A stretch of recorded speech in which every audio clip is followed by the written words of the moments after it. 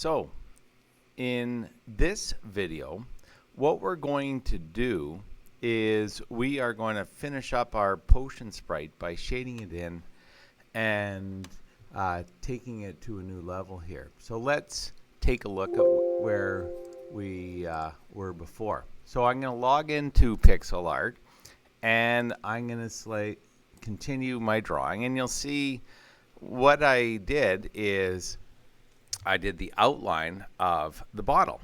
Okay, here we go. Let's shade in the potion bottle. So the first thing we can do is we need to understand the colors. So I click over here and I can select any color that I would like, and you can play around with that. If I want it more in the reds, I can click over here and I can into the reds by dragging things up. All sorts of different things that we can do here. Another place where you can get the colors is in your color palette, which is over here. So specific color, I can make it up by clicking the primary color here, or on the right hand side you'll see I can here to click red if I want a red for my potion sprite. So there's the color red, and I can now start drawing with a red. Oops. There you go. You can see I put some colors of red. Now if I make a mistake, I can always press Control Z or undo or the oops key. And so you'll see I press Control Z once, the first drawing I did, the second did. And so you can continue to do that for a few times there. I could of course use the eraser tool to erase what I've done, and I'll do that right now.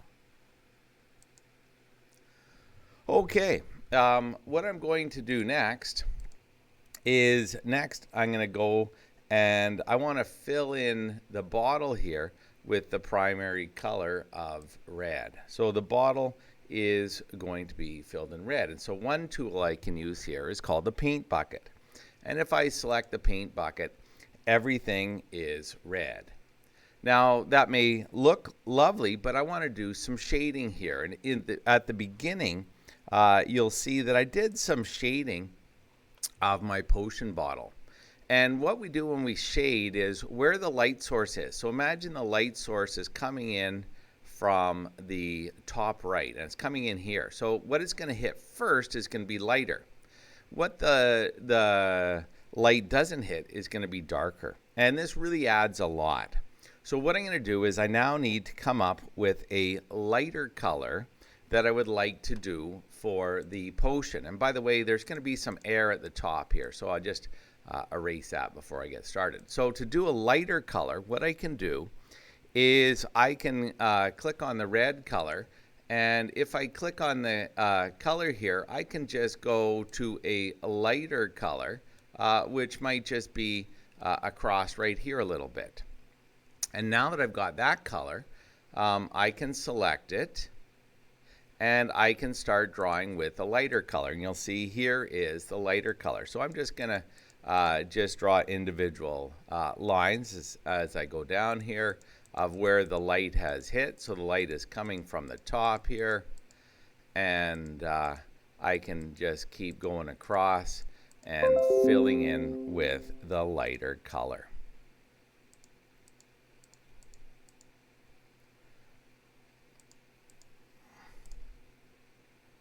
Great. So there you go. I've drawn some lighter and darker shades of red. And in fact, I'm going to just make one. I want to go back to that previous red, and you'll see it's right here. I can click right back here. I'm back at that darker red, and I want just a little bit more. I'm going to put one more pixel in there. Great. I think that looks really good, and I might even do one there, and I might do one there.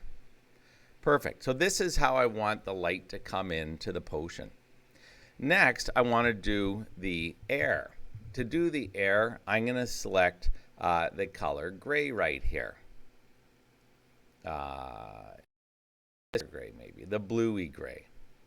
And so what I want to do here is this is going to be the air. And I'll say this is the light part of the air. So I'm going to say this is the light. And now I want to make this, bluey gray darker. So I'm just going to, again, click on the primary color selector. And I'm going to go darker. So I'll just go down maybe like this. And then the air will be darker gray, blue, like so. So that's the color of the air. Finally, I need to do the cork. And so to do the cork, again, I'm going to choose a brown cork. And I think this is pretty good for the cork. Again, if I wanted it slightly more yellow, I could look at my color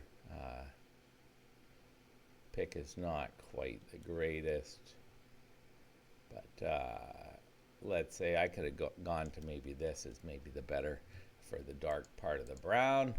And then to get it lighter, I can scroll this along here up a bit, and then I can make this the lighter brown like here. Now, great. You'll notice I don't have the brown cork here. So if I had wanted to put one of the browns, and I can't select it from here because it was a different color, there's another tool I can use, and that's called the eyedropper.